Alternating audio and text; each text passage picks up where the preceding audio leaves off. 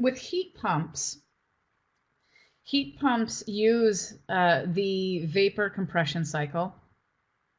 They can also be connected to solar panels, and they also represent a heating and cooling system used in conjunction with solar panels for sustainable design. So the great aspect about heat pumps is they have this component, optional component. They're not always associated with solar panels, but they can be associated with solar panels in order to make them a very common option with sustainable design, because essentially that solar panel is supplying the electricity for it.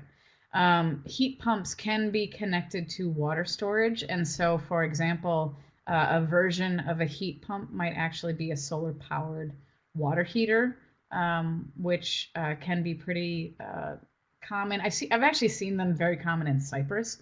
So random place, but it's a climate that gets a lot of sun, a lot of exposure to the sun, and so they have solar-powered water heaters on all of their buildings. And in terms of the heat pumps, they minimize the operating costs in the temperate climates. Okay, so they're smaller units. Air to air is the most common in small buildings. And what they use is they use the outdoor air as the heat source, and then the indoor air as the heat sink, and then they can be reversed in the summer for cooling. And so what a heat sink is essentially a heat exchanger that transfers the heat from the source to a fluid medium. And so to kind of illustrate that, what it's doing,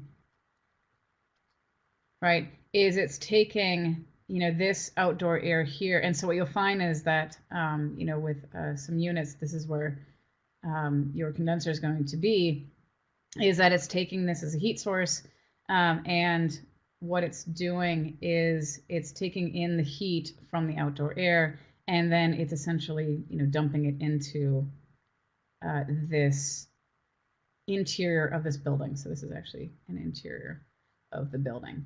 During the summertime, when you want cooling, now what it does is it actually reverses itself.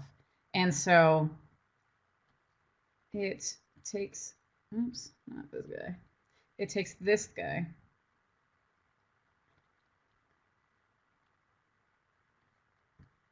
right? So if my interior space is my heat sink, what it does is it takes the heat, from this heat sink, and then it's reversed. And so essentially it's taking this heat here and pumping it out through that condenser.